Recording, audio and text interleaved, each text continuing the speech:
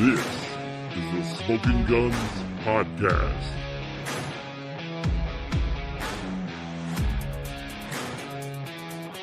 No G with a Z, P-O-D, Smoking Guns Podcast on this Monday evening as we head into the playoffs with our playoffs with our San Antonio Brahmas. It's time for playoffs. We are the Smoking Guns Podcast. We're a podcast that deals with professional football in San Antonio. That includes the San Antonio Gunslingers of the Indoor Football League, the dormant, just for a week, though. It was just a bye week. They're not going anywhere. But the rested, hopefully, San Antonio Gunslingers, as they move into the back half of their schedule. We're going to talk a little bit here in just a minute about what the back half of that schedule looks like and what I think mathematically we have to do to secure a playoff spot, because I've been doing the maths. We're not great at math, just so everybody knows. We're not the best. No, we're not. My name is Philip Higgins. Oh, we also cover the San Antonio Brahmas of the United Football League, the XFL Conference Championship game is right around the corner here in just a couple of days up in St. Louis, and we'll see what happens with the Brahmas against the Battlehawks. We got a preview of that game. We're going to spend most of our episode tonight on this. I know so many of you are used to like 2-hour-long sweeping epic episodes of the Smoking Guns Podcast. You're not going to get that tonight. You're going to get a abbreviated, svelte episode, kind of like me, lean, trim, svelte, sort of. The Smoking Guns Podcast. We're going to start with the San Antonio Gunslingers. Oh, I am Philip Higginbotham. I'm joined, as always, by R.C. Woods, our cheerleader-in-chief. How are you, R.C.? I am doing wonderful. Hello, beautiful people, beautiful fans of San Antonio and the Brahmas and the Gunslingers. And the man that is always right, even when he doesn't want to be, Leo Yamas. What is up, Smoking Guns Posse? Some of them may not know what we're talking, what you were referring to. They don't, and we'll talk about it in a few minutes. But we're going to start with the Gunslingers. It is a Brahmas thing that he was right about, but he didn't want to be, and he's going to get some. He's going to get a hard time for being right, but it is what it is. But we're going to start with the Gunslingers. The Gunslingers were on their bye week this week, and nothing happened in the IFL that really helped them out. There were no just huge changes in the standings or schedule. The San Antonio Gunslingers right now sit in the Western Conference in the 6th position. They are behind Arizona and behind San Diego. San Diego, Northern Arizona, Vegas, and Bay Area are the 4 playoff teams if the playoffs started today, which I hate. Right. I hate people who are like, if the playoffs started today. They don't. There's more schedule to play, so it doesn't matter. But right now, the top 4 are Bay Area, Vegas, Northern Arizona, and San Diego. Leo, I think we can catch San Diego. Maybe Northern Arizona, but I think San Diego is the one we have to kind of zero in on. But there's one big problem with that, Leo, and that is we do not hold the tiebreaker over San Diego head-to-head. They beat us in the first game of the season. And that's the only game we have against them. Yep. So, I've been doing the math. That's my math. Okay, love it. If you're watching us live, you're like, that's a very small piece of paper. This is all the math I'm capable of. Okay, this is the most math I can do. I'm doing the drum roll. It's called the filculator. The filculator. I like that. I like that. San Diego Strike Force has a 6-4 record, 5-3 in the conference. They started out pretty strong. They have since begun to wane a little bit.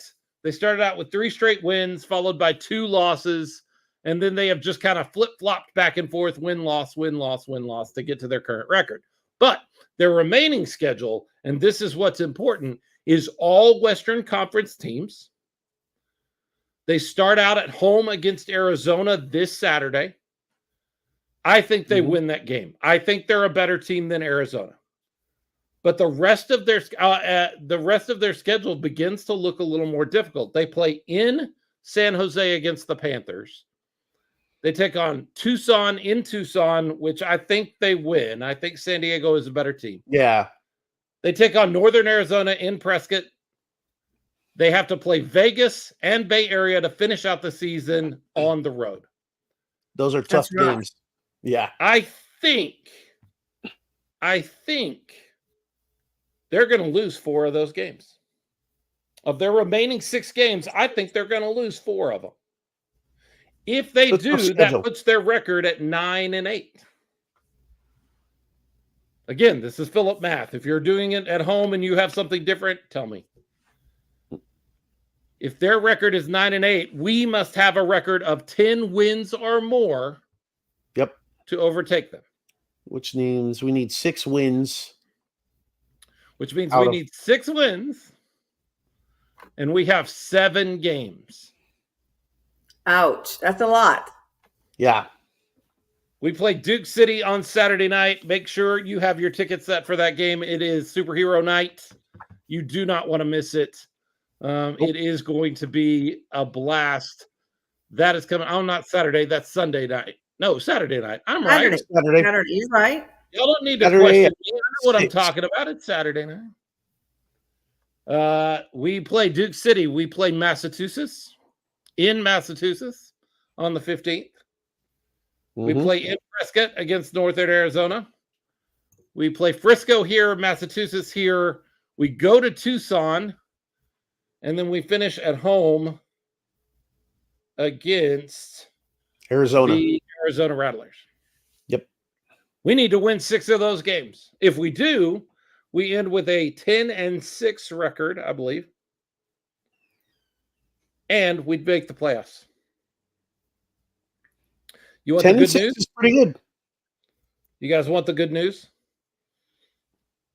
Lay it on. None of that is unbelievable.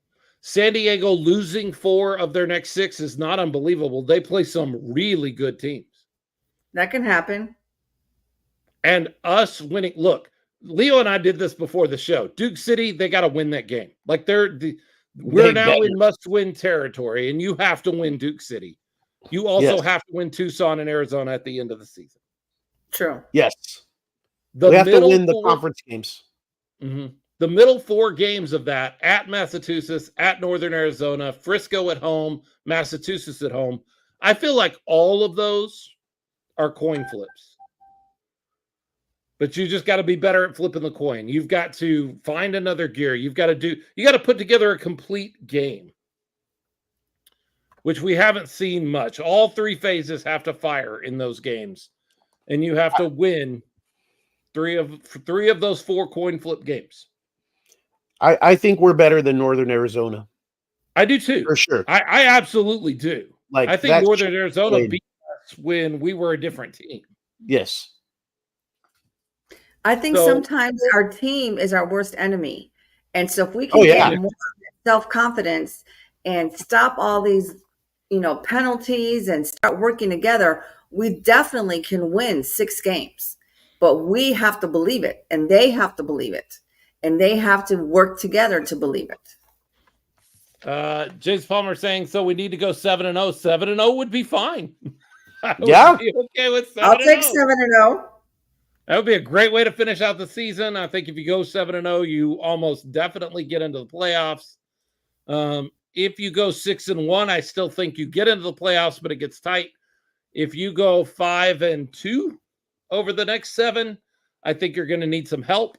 And if you do anything below that, playoffs, you would back into the playoffs in some sort of weird ridiculousness that almost wouldn't even be worthy of the playoff spot. I mean, we'll take it, but it wouldn't be what we want. So there's no wild card like in the NFL. No, it's top 4 only. I think there's 3 keys for the rest of the season that the Gunslingers need in order to get to the playoffs. And just to piggyback on what RC said. So one of them is limit the stupid penalties, which I think they did a pretty decent job of that this last game. Despite the loss, I think they played a relatively clean game, better than they had in the past. Penalties were not the issue. That's fair. So if they can continue on that trend, and eliminate the stupid penalties, that's key number one. Key number two is the defense has to continue on its trend, which means improving, because the defense is definitely on an upward trend. They've played a lot better. This last loss, we talked about it already. We won't go into it too much, but the last loss that they had against the Panthers was not on the defense at all. And really, and that leads to the third key and the biggest key. We know there's not a problem with the offense, but that game, I said it last week, and I'll say it again. Something was not right with Sam Castronova. The biggest key to this team is Castronova needs to be healthy. That's true. I'm hoping this bye week helped. That's all I can say. Yes, it came just in time, but I think Castronova's a little beat up. I think he needed some time for his body to get right, and hopefully this bye week really did that for him, because he is the MVP of this team. Yes, he is. Definitely on train to be MVP of the league. But without him, the Gunslingers can't be the team that they are capable of being, not even close. So that's the biggest key. But those to me are the three factors moving forward. And if they do all those three things, 7-0 is not out of the question. But really, yeah, I agree with you, Philip. I think 6-1 is kind of like no worse than. Because you start going at 5-2 and 4-3 in these last 7, then you're really going to need a lot of help if you want to be playing in the postseason. Absolutely. Another thing to note about the remaining schedule for the Gunslingers, 4 of those last 7 games are in Freeman Coliseum. So you can be a part of helping your Gunslingers win those games. If you were paying it, if you're checking in with us and you're a Gunslinger fan and not a Brahma fan, I'm going to apply something we saw in a Brahmas game just a couple of days ago to the Gunslingers. A home field crowd really helps. Oh yeah, really, really helps your team win a game. Sometimes it can help your team win by 1 point. That and a crappy kicker and a lot of other things can help your team win by 1 point. If you are on the fence at all, you've got no excuse. You can help the San Antonio Gunslingers get into the playoffs. Yep. Yes, you can be a part of that. You can affect 4 of the majority of the remaining games. You can affect. You can help affect by coming, by showing up, by being loud, by bringing someone. There's no reason not to. It's a blast. I don't know why anybody. I don't understand why it's taking so much to get San Antonio behind the Gunslingers. It's beyond me. It's a mystery. It's a mystery. Everybody that comes has a great time. They love it. And absolutely. So, let's get Fans of the Stands starting this Saturday. I'm going to get it right here in a minute. I know what it is. It's on the calendar. I have to drive up to San Antonio for it. But Saturday, Duke City, 6:05 is when the kickoff is. You want to be there a little early. I think the doors will open around 4:30. At least that's what they've been doing. And show up loud and bring your checkbook. Does anybody carry a checkbook anymore? No. Probably some people, but yeah, definitely bring. I mean, we showed the jerseys last week. Yeah, we showed them last week. If you haven't seen them, go watch last week's episode. Yeah. I don't have them pulled up already yet, but you're going to want them. I think Jordan's going to have his cowbells that are superhero cowbells. Those will be there. We love the cowbells. We do. We absolutely do. And they'll be giving away capes, right? Capes is the giveaway for like the first. Yes. The first, what is it, 2,000 fans, 1,500 fans, something like that? You are right. It is capes, and I'm not sure what the number is. Sure, is that how you raise your hand if you're going to dress up?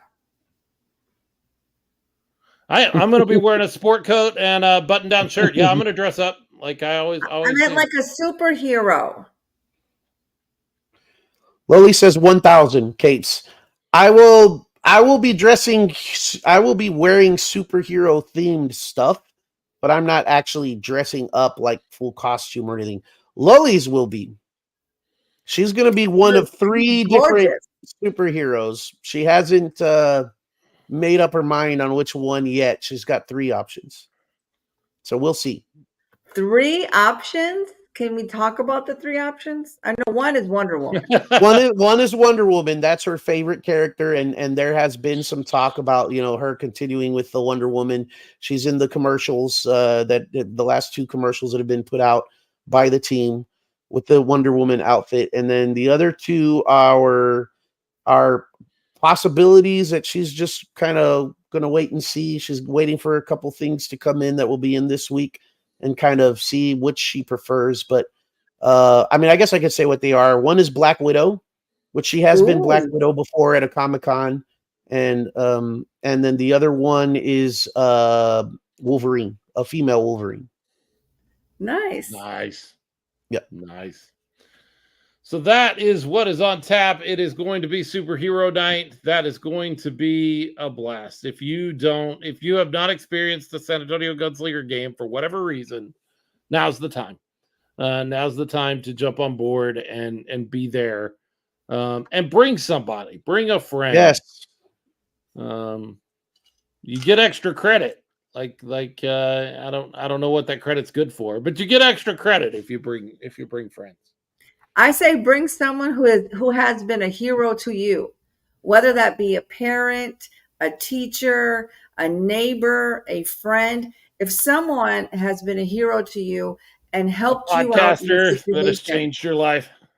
Yeah, invite them and make a wonderful evening showing that person that you appreciate them, because that's really what a superhero is, right? Someone who helps you. So we all have a superhero in our lives that we can invite, that we can treat. Some graduation present, Father's Day presents around the corner, all good things that you can bring to the game. Absolutely. No reason not to. What do you got, A Gunslingers game, I'm going to say for RC, a Gunslingers game would be a heck of a Father's Day present for some father. Yeah. Heck yeah. He'll love it. Birthday present, early Christmas present. Yeah. We just had a birthday. Who did? That guy right there, Mr. I did. Philip. Mr. BWO. I got even older. If that were possible, my daughter, my middle daughter, who loves to remind me how old I am, is like, I didn't know you could get older. That's my Abigail. She's good at that stuff. Birthday yesterday. Thank you, all of you, several of you that listen and interact with the show. Sent me some greetings, and I appreciate that. I'm waiting because I'm still getting pretty standard belated greetings today, but I'll send out a message later on Facebook thanking everybody for that. But thank you early if you were one of those that jumped on and wished me a happy birthday yesterday. I appreciate that. We have, like this person, Lily's. Happy birthday! Who already did it on my Facebook, I'm pretty sure, but she does it here on the show too. I appreciate that. So Duke City Gladiators, by the way, if you're looking for a game that just no game is ever guaranteed. No, you're never sure. You're never 100% sure you're going to win a game. But if you made me look at the remaining schedule and say, which one of these home games are you most certain that we can win? It's this one. It's this one. Coming off a bye week. Tested. Just the better team. At home. Yeah, this is the one. We have video now of Mancuso that we did not have before, their quarterback. Yep. And we still beat him with him being a little bit of a surprise. We beat him. I think that this is one of those games. If this turns out going different than we think it will, I may be pressing the panic button next week on this show. If this were to be a loss, we might not be talking about playoffs anymore.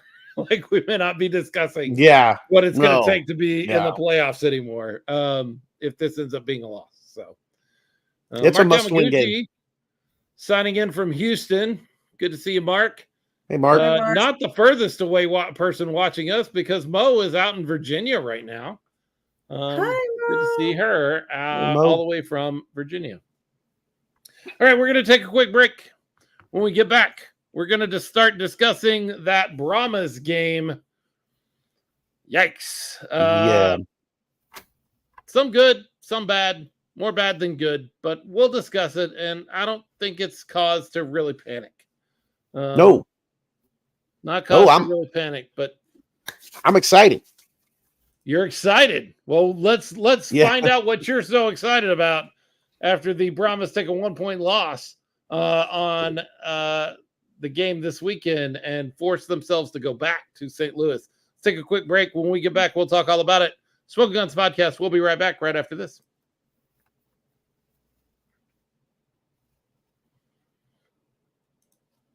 Smoking Guns Podcast. Philip Higginbotham, Leo Yamas, RC Woods. So the Brahmas played a game. Yep.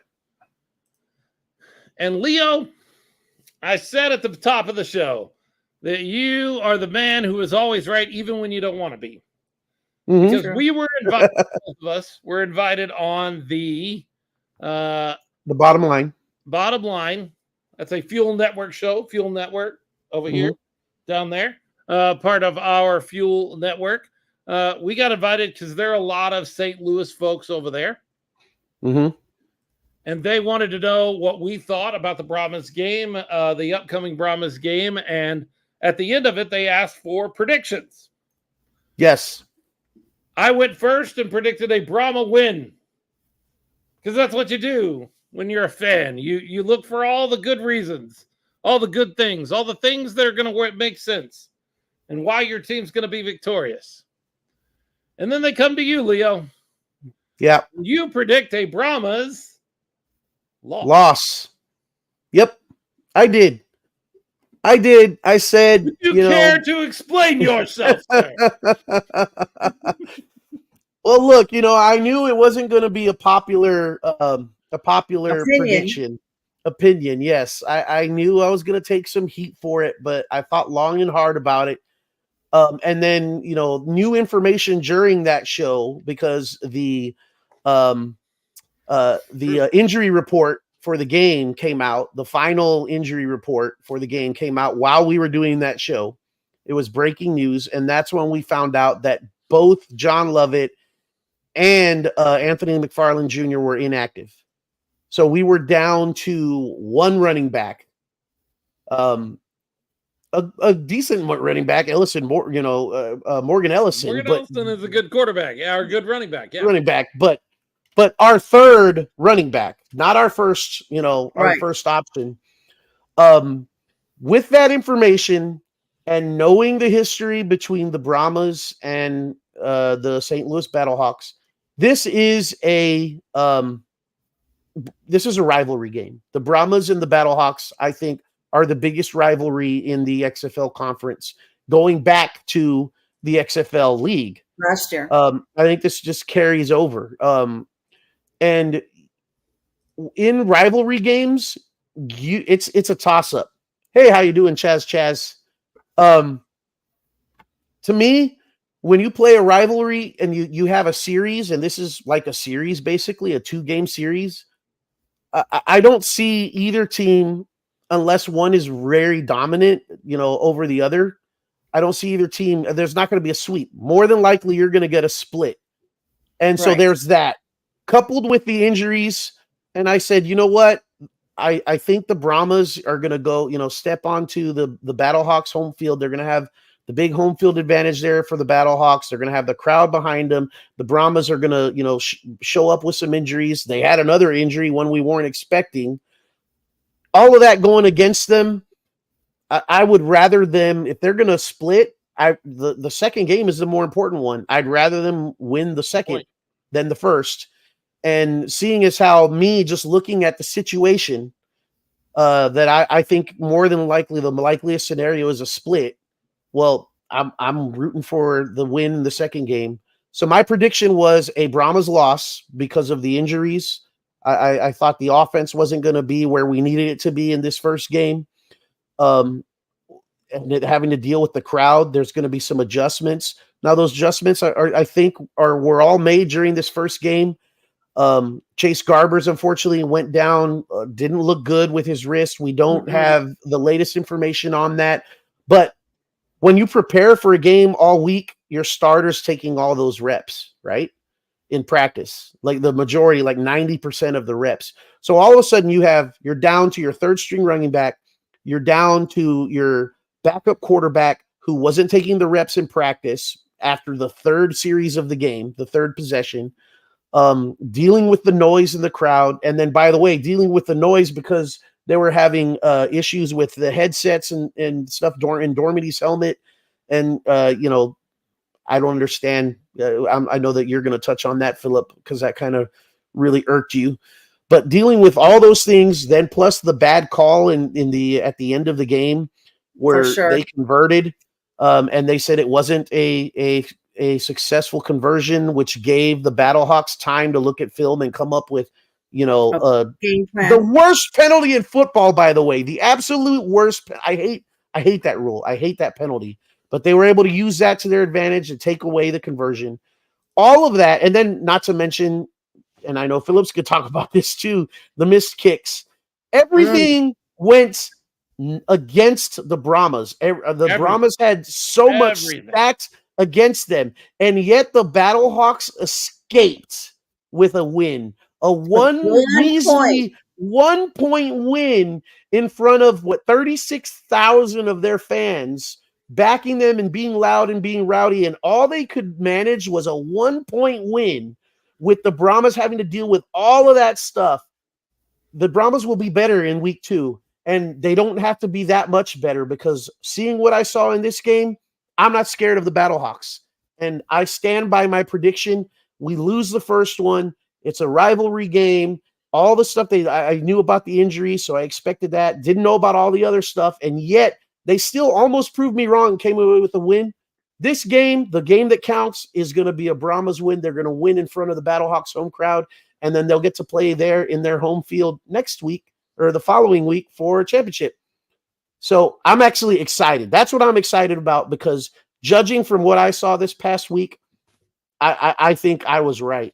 And the Brahmas are going to take game 2. 3 things. Well, I also know of a secret weapon that we have. Jean is going to be going to the game with her sister. So those are the 2 fans that will put us to the top. And I know for sure we're going to win because they will be there. So boom. Boom. There it is. Boom. 3 things. There it is. 3 things I want to point out about this game that I noticed in real time. And I could not wait to come on the show and talk about these 3 things. First. Number 1. I have always, since he was announced and since he started coaching in St. Louis, I have always respected Anthony Becht until Saturday. That dude lost my respect, and he doesn't care, and that's fine. He didn't care what some podcaster down in San Antonio. I get that. I understand that. But the way he comported himself on a couple of different things. First, you might want to tap the brakes a little bit, coach, when you're so very upset about a safety attempting to make a tackle on your quarterback, a legal tackle on your quarterback who became a runner when he runs out and tries to get a first down. You got so upset about that. I would like to point out that your team hit Chase Garbers late in the first game between these 2 clubs, out of bounds, was flagged for it, a dirty hit, and you broke Chase Garber's wrist. So you might want to tap the brakes a little bit and be a little less indignant about a player making a legal play in the field of play because you think he was trying to hurt your quarterback when your guys are the ones who have made illegal plays to hurt quarterbacks already this season in this series between these 2 teams. You might want to be a little less indignant over all of that, coach. Back it up, mister. That down. Hey, Kettle, who you calling pot? Right. That's right. So that's one issue I have with Anthony Beck. The other one is I think his use of the challenge, while it was correct, while it was exactly like he used the rules to the ability of his team, what an absolute. I'm trying to think of a really decent way to say this. Just beep it out. Beep. I think it was the most merry move I've seen from a head coach ever. You called a penalty. We see this all the time in our other league. This is IFL kind of stuff of I saw something on that play that did not affect the play at all, and I'm going to challenge it and hope I can get the play reversed. That is lower level football, Coach Beck. That is what I used to think was below you. I don't know that it is anymore. And yes, you were technically right, and Leo's right. It's the worst penalty. I don't know if it's the worst penalty in football. It's the worst. It needs to change, but he was engaged with a lineman downfield. He is not running a pattern for a pass. It should not be a penalty. Anyway, we can argue about all of that, but it is the rules, and it is what it is. The guy's doing his job. He's a lineman engaging his man, blocking him, doing his job. Right. And you could you do your job too well, and you get a flag thrown on you. It's absolutely ridiculous. I hate it on any level. Any level, I hate it. It's I've seen it at the high school level in a state championship game just last year with Bernie, which I'm no big supporter of Bernie, but I felt so bad for those kids that had a conversion on a third or fourth down. I forget what it was. And it looked like they were going to score and go ahead and win the game. And they got it called back because of that same type of call. I felt terrible for those kids. I hate it when I see it in the NFL. I hated it when I saw it this past weekend. It's the absolute worst penalty in football. It sucks. Would a debacle be a good word? Do what? Debacle, would that be a good word? Sure. I mean, maybe. Okay. There's a whole nother side of this moment in this game that is really interesting to me. The 2-point conversion was good. Kirkland caught the ball in his gut over the line, possesses the ball. It is clearly a converted 2-point conversion. The officials, whether you want to give them the benefit of the doubt or not, they called it wrong. And because they called it wrong and it went to review, it gave Anthony Beck and his little crew of minions over there in St. Louis the ability to pick apart the video and find every other instance of rules being broken all around the thing. And we weren't 100% perfect. Hey, Coach, I guarantee you've scored touchdowns and extra points this season on plays that have not been 100% perfect. I promise it's happened. You should have been a good sportsman and said, you know what? There is a penalty on that. There is a guy downfield illegally, but it really didn't affect the play. So what I'm going to do is my guys are going to get the kickoff and we're going to move the ball down the field and we're going to win this game in regulation the way it should be done. Not we're going to go to the rule book and play rule Nazi and fix this problem before it's a problem. But anyway, Anthony Beck, that's my second thing. So we already talked about the first thing, and now we talked about the second thing. The third thing is I was right, folks. I was right. I told you last week on this program that we needed to bring in another kicker to at least challenge Santoso for the kicking because I was afraid that he had the yips after missing 3 straight field goals, and I was right. Santoso is not there mentally. The block, you can say, hey, that's not his fault. And you're right, it's not his fault. But it's still a missed field goal. So that means he's missed 5 kicks straight. And if you're okay with going into the playoffs with a kicker that has missed 5 straight field goals, you do not know what you're talking about when it comes to football. He's got the yips. It's there. It's clearly there. Yeah. I'm not okay with it. He's in his own head, and we've got to go find another kicker. They're out there. There's somebody that can do it. It needs to be something that Coach Wade is working on right now. Can we Google somebody, call somebody? Whatever it takes. And I wasn't with you last week, Philip, because we're getting there, Ed. We're getting there. Yeah. Ed says you guys need to be more upset about your kicker. I am upset about my kicker, and we're talking about that now. But you need to go talk to your head coach about being a little beep. Scary. Yeah. So I wasn't with you, Philip, last week because he started off so well. He did. What was he started it off really, really well? 13 out of 14 kicks, I think it was, and then all of a sudden 5 missed in a row. Now, one was a block.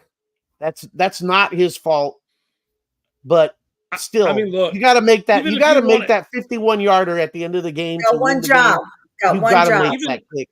Even if you want to delete the one block, which I'm not going to do, you've missed the past 5 things that came off your foot. They did not go through the uprights. Yes. But even if you want to delete that, you say you missed 4 of your last kicks going into the playoffs. I'm still not okay with that. No, it's bad. Yeah, you know what I think? I think he needs to shave his mustache. I think he needs to shave the mustache off, get a new start, and hope for the best. I don't know if they're bringing a kicker this late into the season.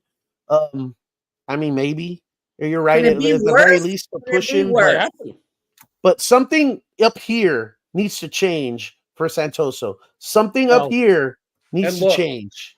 Look, we see this in every major sport. You see pitchers that get the yips, and the only thing that can happen is yanking them out of there, and they need a change of scenery. They need a completely different, you send them down to the minors to try to get their head right, but some of those guys never come back. You see this in baseball.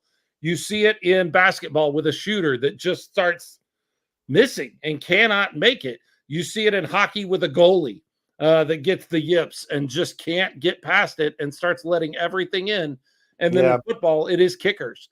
It is kickers that just start, and it only takes a couple, and they get into their head, and then they may never be a viable kicker again. I hate that. I hate that for Santoso. I don't dislike the guy. It's a career but I don't killer. want him kicking in the playoffs, man. Not for our team. Yeah, I feel bad for the guy. Shave your mustache. Warren Hubert says he walks around like he really doesn't care. His demeanor bothers Warren. I think that's some of kickers. I think they have to let that roll off their back, or at least appear to. But when you've missed 5, your last 5 things off your foot have not gone through the uprights. It plays with your head right there as you stand there getting ready to make that kick. I mean, he looked pretty disappointed after he missed that last kick. They showed his face, and I thought he looked pretty distraught over it, but I don't know. You can't feel good about it. Definitely wrong. You can't feel good. Of all the positions on the team right now, out of everything next week, going into next week, that's the thing I feel the least good about is the kicking. But everything else, after last week, I am optimistic. I like the Brahmas' chances as long as it doesn't come down to a kick. You're right. But I don't think it will. I think the Brahmas are a much better team than the Battlehawks. This last week just kind of convinced me. They are a much better team. They will be better prepared. I think that's only 2 of my things. I think I never got to my 3rd thing. Go for it. Because now I remember what my 3rd thing was. But we need to take a break real quick. So I'll tell you what. Let's take a break. When we come back, we'll talk about my 3rd thing. And then we'll talk about what we think is going to happen on Sunday night in the Dome as the XFL Championship goes off. The same 2 teams back at it again. Stick with Saturday. us. No. The Brahmas game. The Brahmas game is Sunday. No, but this is Brahmas game. The Brahmas game is on Sunday, RC. All right, then I'm confused. I got it. We're going to be right back. When we come back, we'll make sure RC knows when the game is, and we'll talk about my 3rd thing, and we'll go on from there. Hang with us. Smoke Guns Podcast. We'll be right back right after this.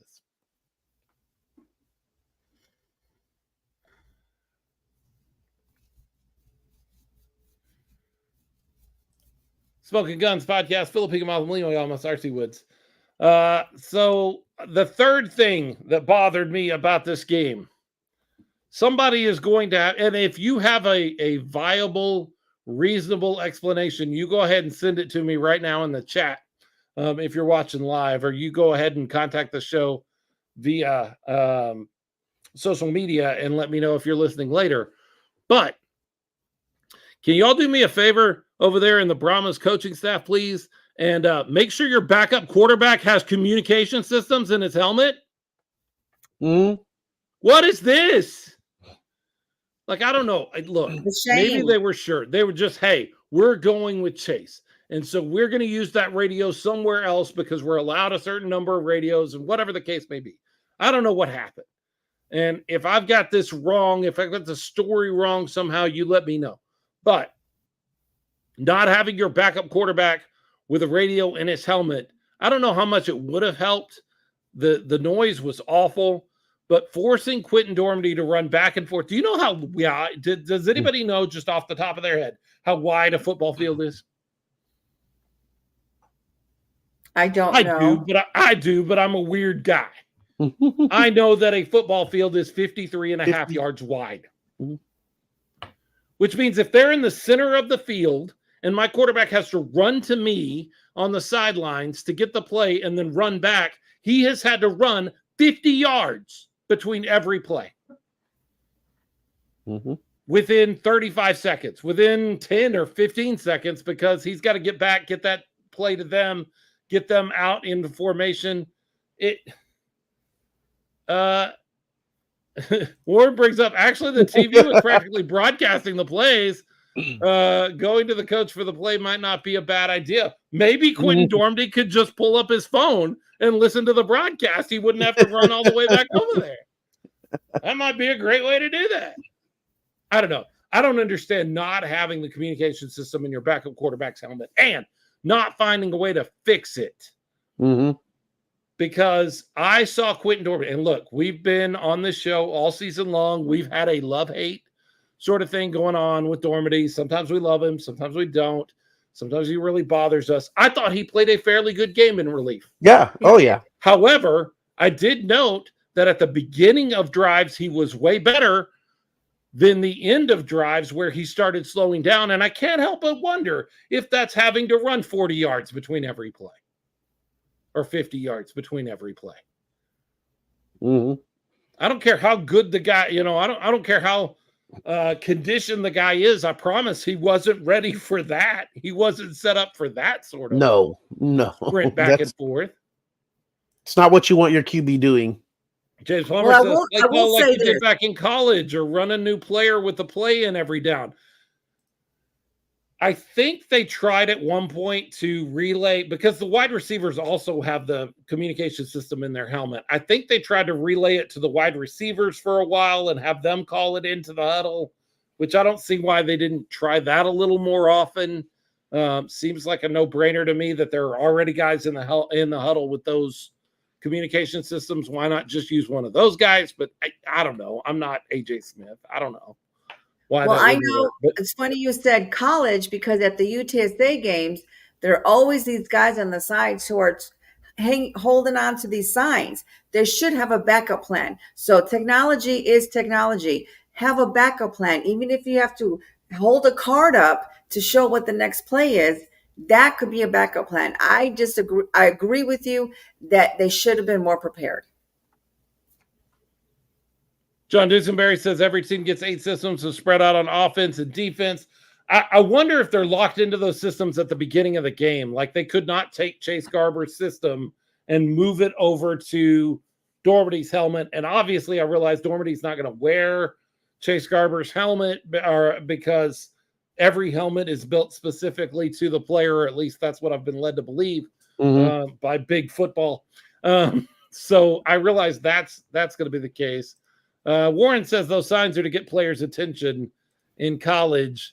I always find the sign sort of gimmick very odd, because it's got little icons and like logos from NFL teams and like a picture of Taylor Swift, and like they're very weird sort of like signs that they hold up. It's like, okay, cowboy Taylor. And that means something to everybody on the offense. And so that gives them the formation and the play that they're going to call or run out of it. I don't know.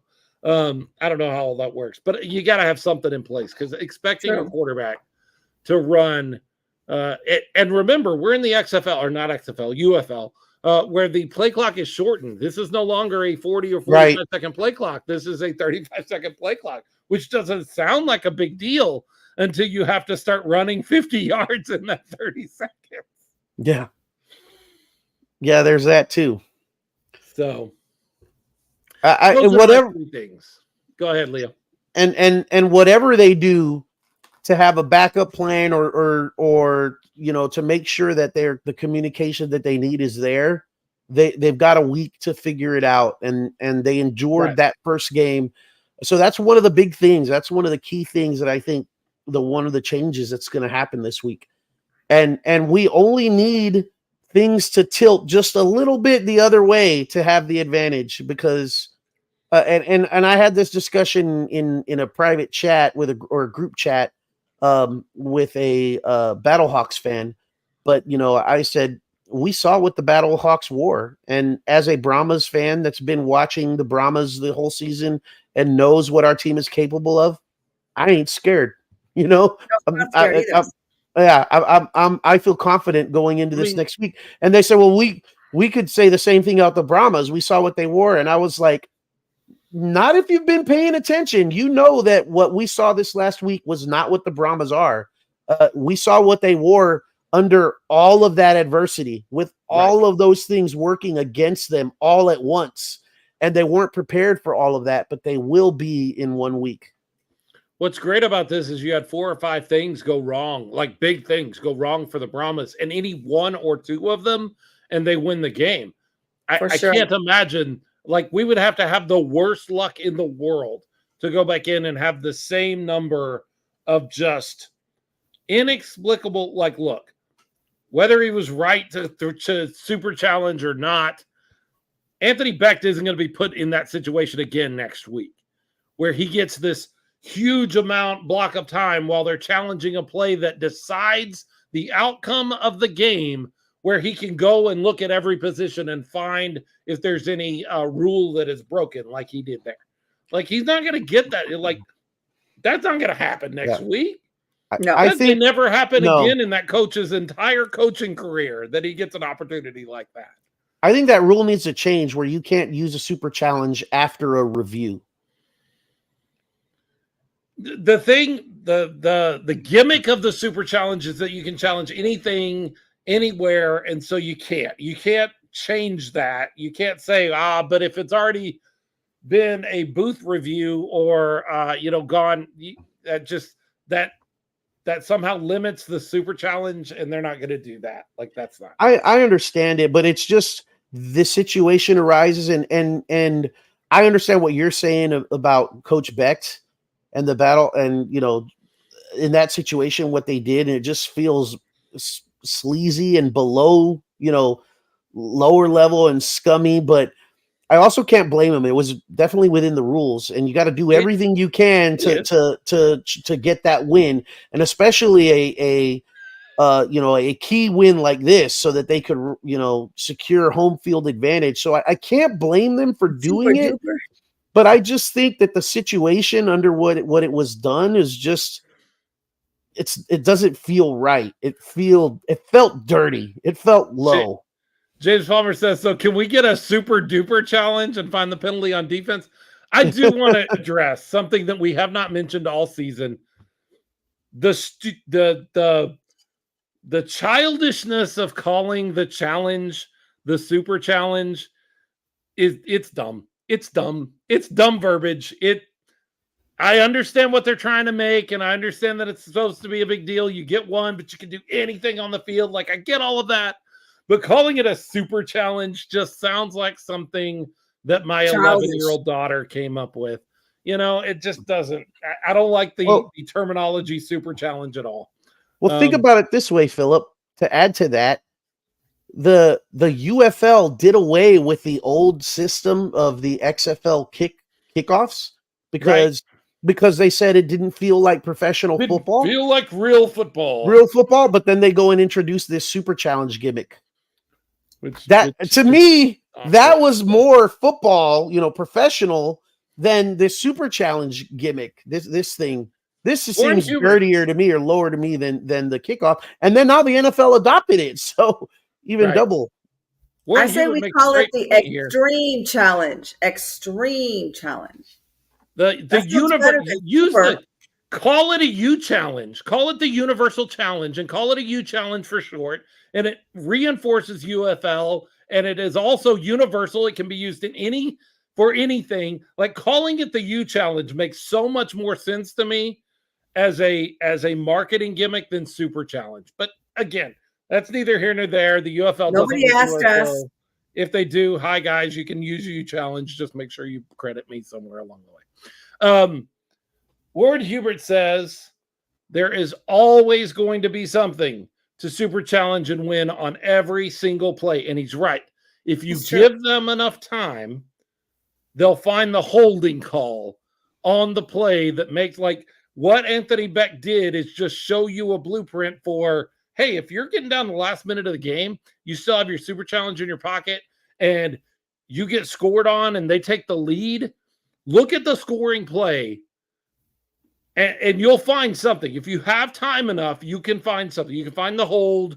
You can find the illegal guy downfield. You can find the whatever. It's football. Just, James Palmer says, just call it a screw you challenge. Yeah, it's possible. I think the U challenge is the way to go. The universal challenge. I like that better than the X challenge, so extreme challenge. Extreme challenge. Extreme challenge is okay. It sounds very 2001 XFL to me, the X challenge. I hear it in Vince McMahon's voice, like, we're going to bring in the X challenge. I don't know. That was more Macho Man. I think that was Macho Man. Yeah. What voice was that? What voice was that? I want to know. Yeah. So that being said, that game is over. 13-12. The St. Louis Battlehawks win and retain the right to have the XFL Conference Championship game in the Dome. Now we get to go into this week's game. Quentin Dormady is probably going to be your quarterback. I hope you get John Lovett back, maybe even AJ McFarland or Anthony McFarland Jr. If you get McFarland back, I think we win this thing in a walk. Like it's not even close. Yeah, get McFarland back. But go ahead, Liam. There's always a but. I would love to have McFarland back. I don't know what the severity, of the shoulder injury, but I'm even confident with John Lovett back. Mm-hmm. And I think he will be because he practiced all of last week. He practiced. And then at the very last minute, I was surprised that they designated him as, as inactive. So if he could practice all of last week and he's got this week to practice again, I don't see how he wouldn't be playing. But James Palmer says, do you think that they sat on purpose so as not to show everything against since the game coming up was more of a must win? I think if they did, that's an incredibly intelligent strategy. And I do not put it past Coach Wade Phillips at all to say, hey, we'd like to win this one, but it's not necessary. We need to win the next one. And so if that means we give John an opportunity to be a little healthier, great. John Dusenberry says inactive is better than injured, and that's a good point. He wasn't for sure. I will point out that even with running back and forth to the sidelines between every play, even coming in relief of Chase Garbers and not getting the full amount of reps with the starting team, Dormady went 15 for 27, 188 yards, 1 touchdown, a quarterback rating of 126. That's good. Like if he plays that same game next week, I'm okay with that. Get a W. I don't know that it's a W if he does that next week, but I'm okay with that being the performance that he puts up. The Brahmas need the running game. They did not have their usual running game this last game, not even close. And I'm sorry, Battlehawks faithful, Battlehawks fans. I know there's a couple that were on. At least they were on a little while ago. I can't give the Battlehawks defense the credit for the Brahmas running game not being what it was last week. I just can't. No. Mm-mm. Mm-mm.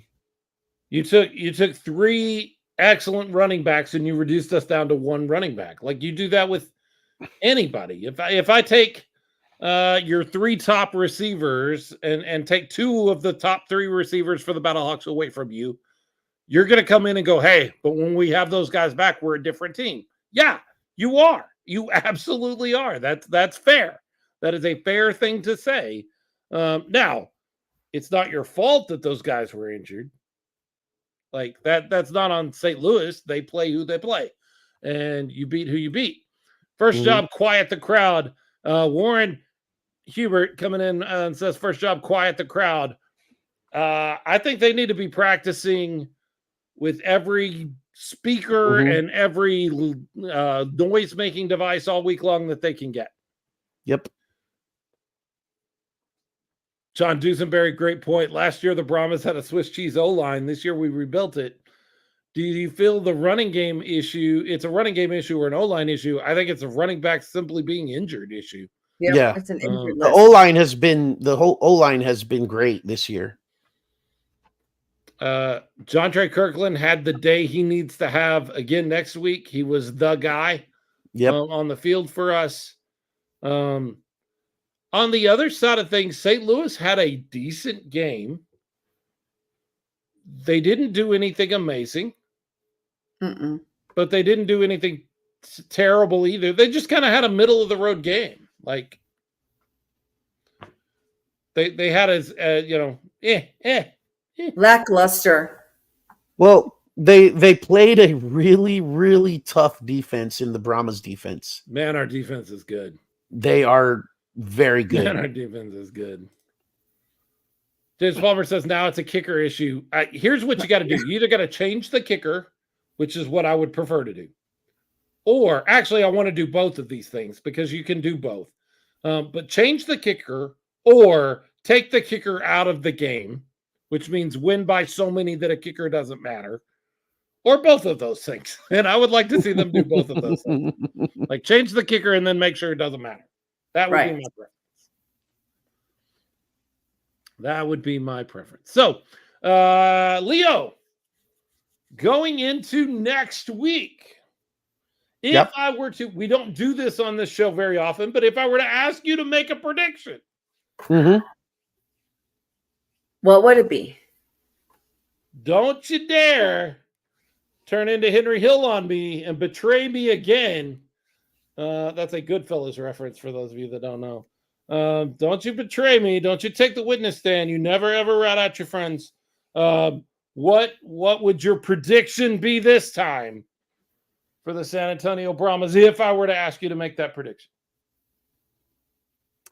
22-13 Brahmas.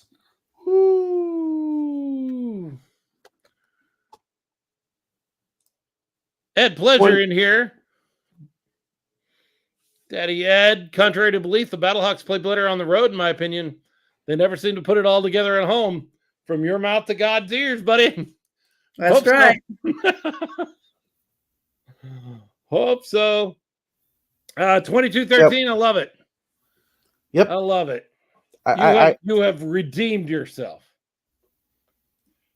James Palmer's with you. He's thinking like 24-13. Y'all are right there together.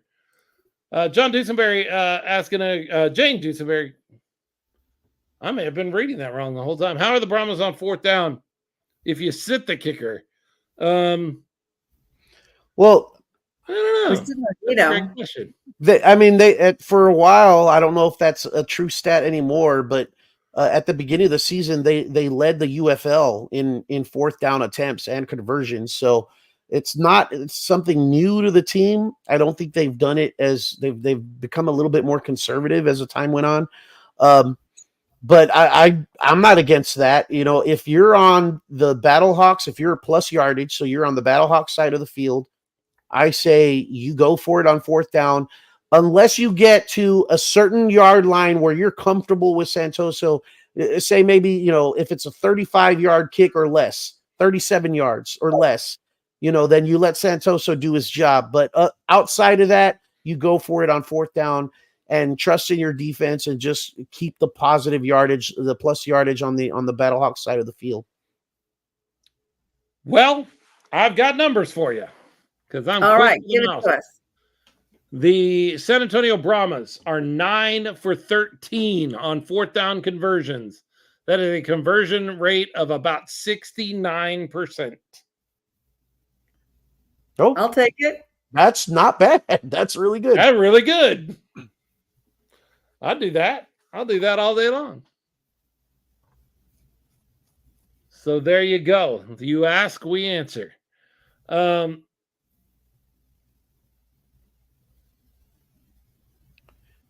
don't know what that's in reference to. Brad Morrison, how do you suck so bad and still shoot for a home playoff game? State of the game is pathetic. Both of these teams are really good, and they were battling for a home playoff game. I'm not sure what that was. I don't know. Don't know what Brad means. Yeah. Thanks for checking in, Brad. Appreciate you. Thanks, Brad. So let's take another break. We're going to take one more break. When we come back, we're doing the final segment of the show. It's a little early for us, but we don't have as much to talk about with the Gunslingers being on a bye week. So we're going to talk about our Bullspit and Bullseye. What is your best moment in San Antonio Pro Football this week and your worst moment in San Antonio Pro Football this week? If you have some, as folks interacting with the show, let us know what your Bullspit and Bullseye is. And when we come back, you'll hear what ours is. Smoking Guns Podcast. We'll be right back right after this.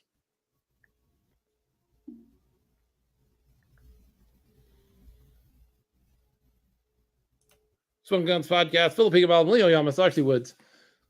Checking in for the last time this week. This is our last segment of the show. It's what we love to call Bullspit and Bullseye. It's our top moment and our least favorite moment of San Antonio professional football this week. I don't remember who started last week. Who started last week? Well, you start. You never start. Because I like to wait until the end. Because I like to see. I like to challenge myself because you guys frequently steal mine. And I like to see if I can think of something on the fly that I can go with instead when I go. James Palmer already in here. Bullseye, Gunslingers getting rest. Bullspit is the Brahmas kicker. Not mincing any words, James Palmer. Love it. Birthday boy is first. Nah. We're going to start with Leo. Leo, what's your Bullseye, Bullspit for this week? Well, my Bullseye has to be what's the name of the group? The traveling, the Bulls on Tour. Yeah. Going out and representing the San Antonio fan base. That had to be hard to do in that crowd, but they went out there and, just talking to or hearing from some of them and posts on Facebook. It sounded like they had a great time. It sounded like the Battlehawks fans that they spent some time with were, welcoming and good to them. And that was good to see that, there wasn't any nonsense going on like we heard from the last time around. So that's my Bullseye for this one is one, the fact that we have those, Bulls on Tour. We have those people going out there and traveling and seeing all these road games. I think that's awesome. And then two, just the reception that they got there and the time that they had. So kudos to those guys. I think that's great. That's definitely my Bullseye for the week. And the Bullspit, I can't disagree with what we've been talking about in James Palmer, just missing that kick. It would have been great to get that first win, although it would make me more nervous about the second game because I'd be worried about my whole theory on the rivalry and the split. So it's just the state of our kicker in Santoso. That's my Bullspit. I'm not necessarily terribly upset that he missed that kick because it sets us up for some redemption time. All right. RC, you're up. Bullseye, Bullspit. What you got? Okay, so for my Bullseye, I would definitely say the watch party at Fiasco's. It was at least 100 people, and that's not my math. That's Desiree's math, so it's good. There was everyone kind of was a potluck. Everybody brought their own food. I brought a fruit tray. I bought veggies. Someone had these gorgeous, Heidi made these gorgeous brownies with gold dust on there. And the atmosphere was amazing. We had, Heidi, we had Diana, we had Desiree, we had D. Jean, Coach's sister, Dickie, her husband, tons of fans, tons of crowd. Donna Martinez, she's feeling better. She was there. Andres was there. His birthday. We had Warren and his wife, Cece, Sassy Brahma, and just the feel of it. It feels like a family. We also had someone who did some engraving or etching. I'm sorry. And they etched this for me. It says Brahma Mama. So I wanted to give a shout out to him. His name is, and I could be able to read this, Valhalla Graphics. So check him out. He was there tailgating, and he was also at the watch party. So my Bulls fit, though, would be the technology in the helmet. We got to get better with that. My mom would always said, you can learn 2 things from every situation and everybody you meet: what to do and what not to do. Let's not do that again. Let's be more prepared with our technology. Fair enough. Fair enough. My bull's eye is actually going to be a bye week. Man, I did not know how much I needed a bye week. When you go into a 18-week schedule, which is what the IFL gives us, man, mixing in some bye weeks helps. I was beginning, without even realizing, I was beginning to get a little mental fatigue about things. And this has just rejuvenated me as a fan and a broadcaster, just having this week off to not have to think about it, worry about it, deal with the changing sort of, it got me ready for the second half of the season. And if that does that for me, a fan and broadcaster, what is that going to do for the team? So bye weeks is actually my bullseye. I think the best thing that could have happened to the San Antonio Gunslingers was this bye week. Like it perfect timing. Perfect timing. Perfect timing. My bull spit is gonna be. Well, let me preface it by saying this. I'm a big fan of the television show King of the Hill. I love King of the Hill. Really, really funny. I know a lot of people. Sochi checking in. RC, I keep missing you during Brahmas games. We miss Sochi. You too, Sochi. Miss you. Good to see you out there and working with the Brahmas. That's exciting. The television show King of the Hill, if you ever watch the pilot episode, I believe this is in the pilot. Bobby is playing Little League Baseball. And Hank is trying to convince him that he needs to swing at the ball. He needs to swing the bat. And he goes, if you don't swing the bat, you can't get on base. And Bobby says, well, the other pitcher could walk me. Yeah. And Bobby says, you don't want to play lawyer ball, son. Lawyer ball. Lawyer ball is where you use the rules to gain a competitive advantage when ultimately it should just be the spirit of the game that demands. I think Anthony Beck plays lawyer ball. I think that's what he did on Saturday, and I don't appreciate it. It had no effect on the play. It was not even, it was a penalty by the very strictures of the rule book. And look, the rule exists for a reasonable reason. You don't want offensive linemen that cannot catch the ball running out into patterns to confuse the defense. Like, I get why the rule exists, but that's not the case. That's not what happened in this particular case. So I don't appreciate the lawyer ball. I really thought it was a bad move. That and him arguing about AJ McCarron's ankle a couple of times when his team is the one that hurt our starting quarterback earlier in the year with some illegal play really bothered me. Anthony Beck really bothered me. He's my bull spit for the week. He's got some karma coming for him this week. Watch. Yeah.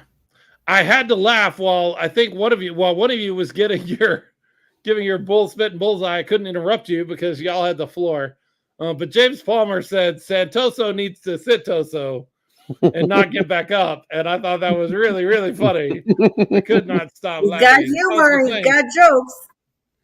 Alex McSwain says, Bull Spit, how the Brahmas lost. Bullseye, the Gunslingers getting the bye for a much-needed rest. Also, a shout-out to Kobe Bird for coming in and playing for Tucker when he dislocated his finger against the Panthers, and also for playing for Collier when he went down against the Oilers, and then having to play both sides that same game when Harvey was ejected.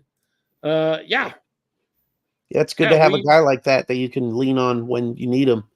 But yeah, that dislocated finger looked nasty for those of you that didn't see that, because Lacobe Tucker, he shared that on Facebook, on social media, shared some video and pictures of it, and that looks. I want to see that again. Owie, yeah. Right. Robert Rankin says AJ McCarron cries so much working the refs all game. There are guys that do that all the time. They traditionally bother me. I will tell you, as a Dallas sports fan, as a sports fan of all things Dallas, because that's where I'm from, one of the things that bugs me most about Luka, dude, shut up and play basketball, man. And he gripes and cries and whines about stuff way too much for me. I'm just like, man, you need to just play the game. You just need to play basketball. I don't like those kind of guys, even when they're on my team. And AJ McCarron is one of those guys. Tom Brady used to be one of those guys. Aaron Rodgers is one of those guys. And you know what? All of those guys have in common, I don't like them. Patrick Mahomes has become one of those guys. He wasn't early in his career. Yeah. I do like Luka, but just because A, he's a Maverick, and B, he's friggin' amazing. Yes, James Palmer, I didn't want to talk about it, but speaking of Dallas sports, the darn Stars blew it. They did. Second year in a row, they've gone out in the sixth game of the Western Conference Finals. That's rough. Ed Pleasure stepping in. He says his bull spit was the dome cleaning crew. Finally, threw our ketchup and mustard packets we had saved on the ledge since week 2. Wow. Oh, my God. Wow. Wow. We were able to build a general store during the season. Now, 8 weeks later, we have to start over. That is amazing. That is incredible that you guys left mustard and ketchup packets and that it did not move for over half the season. That is incredible. That's almost insane. Well, I think I heard something about one of the games a few weeks back where people were having to dust off seats because they were so dirty and grimy from not being cleaned in so long. So I don't know who runs that dome or how it's run, but obviously maintenance in the stands is not a high priority. They got the fans showing up there, and good on them. Like, good on those fans. Yeah. They're showing up and supporting their team. That is the way you do it. I won't ever take that away from St. Louis. No. They're doing a great job. Never cleaned off those seats after a motocross event. You know how much sand and dirt gets kicked up in the air. That would explain it. When those kind of events happen. We used to deal with a dirty arena, Leo, with our equipment. Back in the dirty. Days. Yep. Dirty we have to stuff. Step over the manure every now and then. Shout out to the Corpus Christi Tritons, by the way, who are going to be playing for the AIF Championship against the Columbus Lions up in Columbus, Georgia, here in about a week. Good for them. Good for those guys that run that team. We know them. We love them. I wish I could have made it out to a Corpus Christi game. I actually thought about going yesterday for my birthday, but it just didn't work out. It just didn't work out with the schedule and the family and all that kind of stuff. So they will go play Columbus up in Columbus and take on the Lions, a team that we, the Gunslingers fans, are familiar with. We played against the Lions before. And we'll be cheering for the Corpus Christi Tritons to win their inaugural season championship because that's better than losing it. And we love those guys. No other bull spit or bullseye up here. We've all gone. Our fans have all gone. So we go into this week with 2 different games.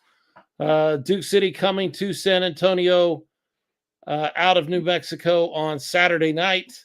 That game is at 6:05 in the Freeman Coliseum. Get your tickets now Yep. Right now. Like, turn gonna off be a this win. show. We're just doing the outro now. You're not going to miss anything important. Turn off the show now. Go, get your tickets for the game, and then get an extra ticket and bring a friend. And then on Sunday night, up in the Dome in St. Louis, the San Antonio Brahmas will take on the St. Louis Battlehawks for the XFL Conference Championship game and the right to play in the UFL Championship game, the inaugural championship for that. We all got the Brahmas winning, no reason to ask. I've also got the Stallions winning on their end of things, and so it'll be Brahmas Stallions in St. Louis on Father's Day. That's what I'm predicting. Sochi went to a Corpus Christi Tritons game, and it was amazing. I love how everyone worked together, and the fans are wonderful and super supportive. I have many friends in Corpus Christi that have gone out to games, and they love it. They love the atmosphere and what's going on there in Corpus, and I can't imagine it being anything but really exciting and really fun to go out for that. We are the Smoking Guns Podcast. We're a podcast that deals with football in San Antonio, professional football in San Antonio, including the IFL's San Antonio Gunslingers and the UFL's San Antonio Brahmas. We are a big part. We're not a big part, but we're part of the Fuel Sports Network. That is a free sports network with all kinds of sports shows on it. You can download it on your Roku app, on your Fire Stick, or you can go to the website. You would just need to Google that. I think it's fuelsports.net, but I'm not sure. Lots of good content there. Lots of great stuff. The Derek King Show, the Gridiron, lots of wonderful shows. The A-Team with our own the A-Team with RC. And the aforementioned Bottom Line on Thursday nights over there. You can go talk to Ed, who's been hanging out with us tonight. Big Daddy download Ed. the Fuel Sports Network and be a part of that. We are brought to you by a great group of patrons, people that we love and we could not do the show without. They include Alfred Rodriguez, James Palmer, Jay Washington, Jordan Stubing, James Stubing, Kim and Greg Nelson, and Mo and Iris Ferrante. If you would like to be a part of that group, you can go to patreon.com/smokinggunspod. That's smoking no G, guns with a Z, P-O-D. And you can support the show at a $5, a $10, or a $20 a month level and help us make the show go and get in on some pretty cool stuff. There's nothing we can tell you for sure because it kind of pops up when we have the opportunity. But those people have enjoyed being part of that particular group. In fact, you can see Alfred right here under the name Mission Highlighter giving you a thumbs up because he has enjoyed some of the benefits of being part of our Patreon group. We are available on all social media at Smoking Guns Pod, Smoking No G, Guns with a Z, P-O-D. And I think that's it. I've already talked about Fuel. Talked about our patrons. Talked about our social media. Told you what our show is. I think we got it all. One of these days, I'm going to write this out so I don't forget stuff. 2-0 this week, baby. This is the week that counts. Yep. And then we go into championship. And man, championship week's going to be lit. If we can get into championship week, it's going to be awesome. Let's do that. Let's get to championship week. Deal. So with that being said, anything else? Anything else for the good of the cause? Are we? I think we're set. I think we're good. So she says, we'll see you next show. We'll see you too. Hang in there. If there's anything we can ever do, let us know. We love you. Louise says, Leo, did you show him our collie poster? You have a collie? Kind of in the background. Well, it was a gift to me from the team a while back. As part of, I guess, because of the jersey snafu, and I had to wait so long. And it's behind me. I'm trying to figure out the best way to kind of show that off back there. I finally got around to getting a frame for it because it is like a big vinyl sticker that's on its adhesive, and it's a pretty big size. So And it is signed by Kali Rashad. He signed it. And it is a 1 of 1. The team told me it was the only one they printed. And they gifted that to me. Special? They gifted that to me. And it is right there. And I've got to find a good place to hang it. Right now, it's just kind of leaning up between my futon and the bookshelf there. But yeah, very, very excited to finally have that framed. And I will be putting that up somewhere proudly for my favorite football player on the planet. Yay. Very cool. Very cool. I would be remiss if I did not mention what Alfred mentioned, the mission highlighter. Go Mavs. Mavericks play the Boston Celtics in the NBA Finals. We should all be cheering for the Mavs because as a Spurs fan, that's very hard for me to say, but over the Boston Celtics, yes, I will do that. Man. I will back Texas and go Mavs. Let the sun shine on their behinds this season. But yeah, it's going to be a different story very, very soon. Okay. Okay. We'll see. Oh, James Palmer, get out of here. Go Boston. Come on. Oh, come on, man. Support your Texas brothers. That is who they play. He says, I think that's who they play. Well, we're not talking about basketball. We're talking about football. And when it comes to football, professional football, no matter where it's played, whether it's up in St. Louis or over in Albuquerque, I know they're coming here, but eventually, we play over there too.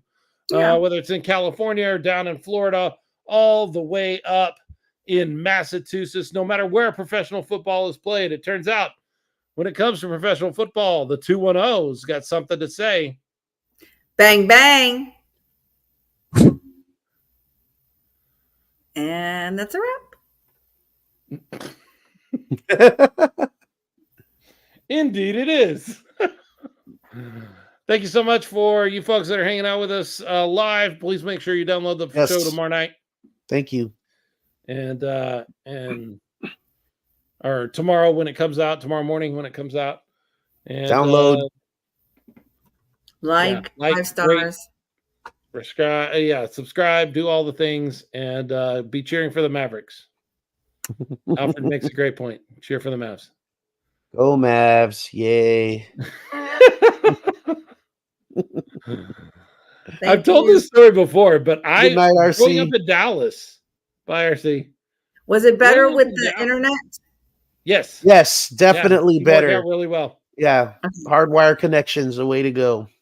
All right. Good night, y'all. Night.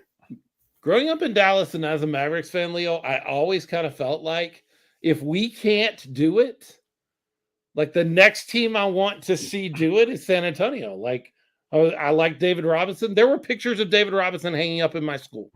Like I remember because he did, reading sort of stuff and that kind of stuff. So David Robinson was just as cool in Dallas as he was down in San Antonio. If you don't like David Robinson, there's something wrong with you. Right, absolutely. Yes, yeah. So when I moved to San Antonio about 18 years ago, I was like, I'm sure San Antonio folks kind of feel the same way. If it can't be San Antonio, I'm sure they swing around behind the Mavs and they're like, okay, if it can't be us, it should be you guys.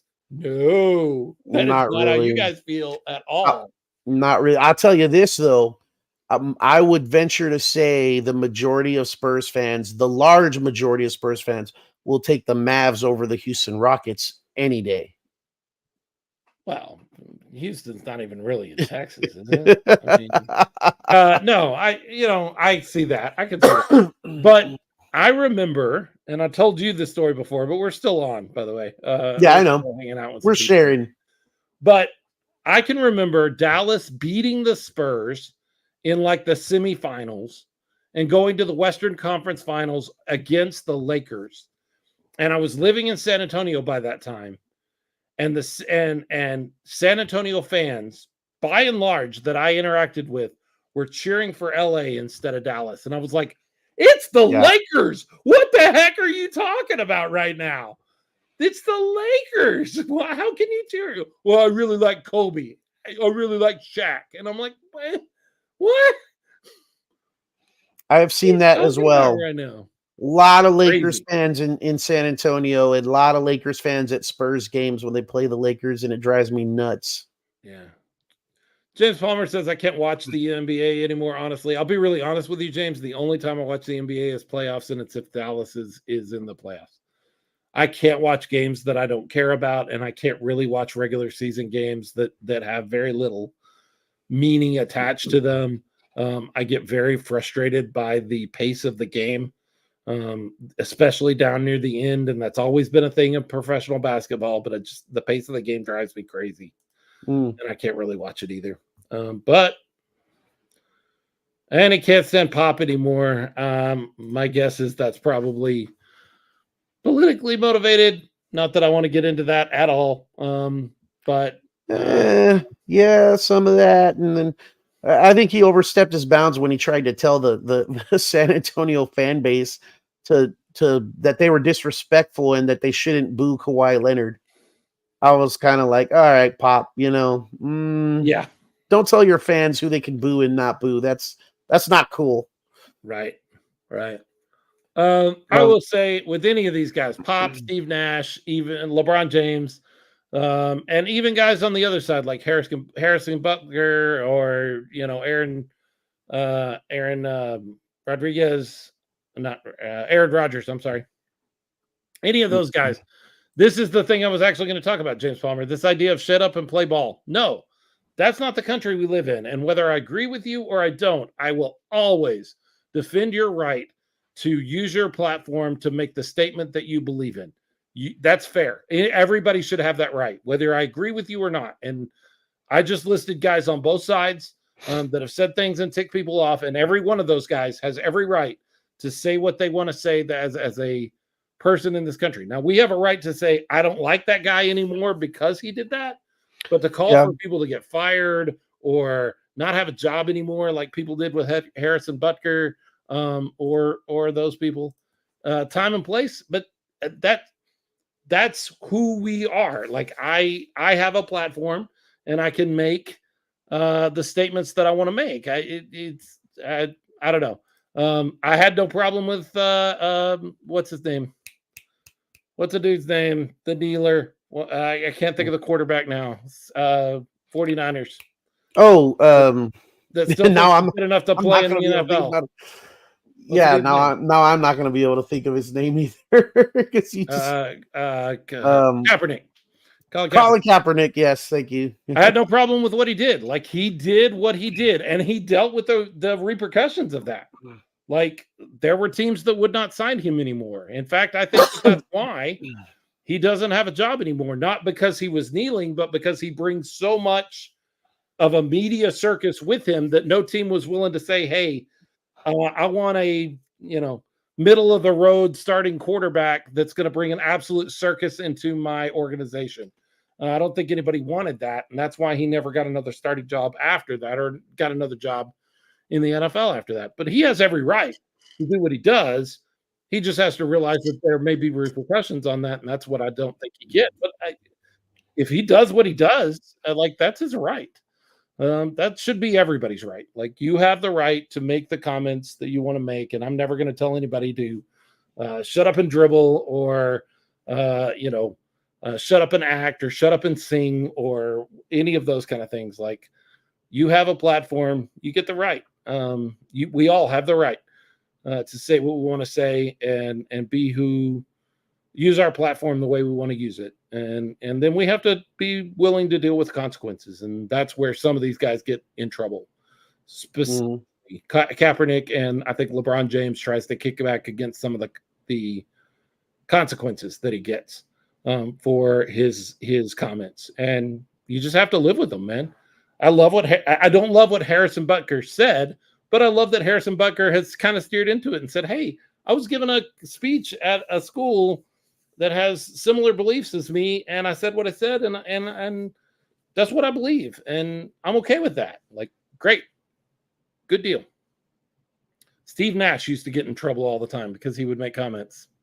Really charged political comments, but he would make political comments, and people would say, shut up and dribble, and I'm like, guy deserves to make his statement and say what he wants to say.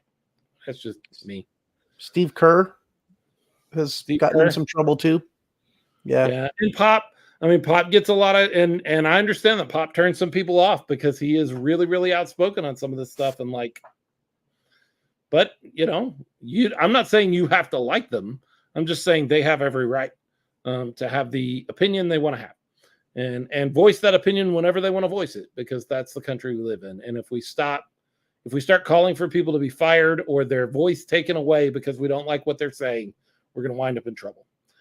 That's not the way this country should operate, and we far too often want to cancel people just because their opinion doesn't agree with ours, and that's not the way it should work, ever. So there you go. There's some lighthearted football conversation for you to end the show tonight.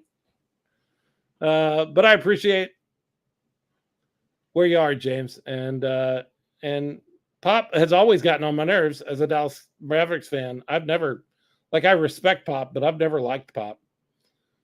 I'll tell you what bothers me most about Greg Popovich, Leo. The way he treats the media. Those guys are just doing their job. They're just doing what they're asked to do. They're asking the questions they're asked to ask. They are interviewing him in the middle of the game like their networks and the league have decided is appropriate, which I don't think it is, but the league and the networks decided to do that.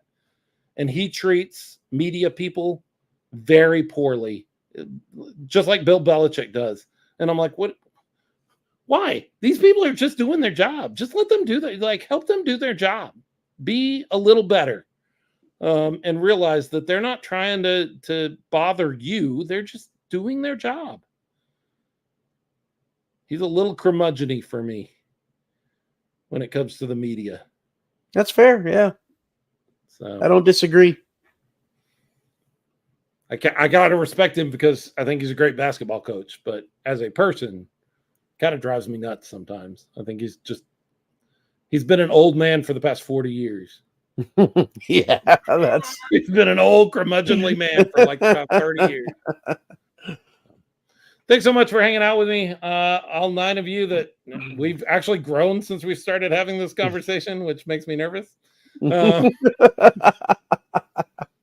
Something's liable to pop up, but it is what it is. So thanks so much, everybody, for hanging out with us. Appreciate you. And we'll talk to you next week. Go Mavs, guns up, horns forward, whole thing. We're coming for you, Battlehawks. Yeah, we are.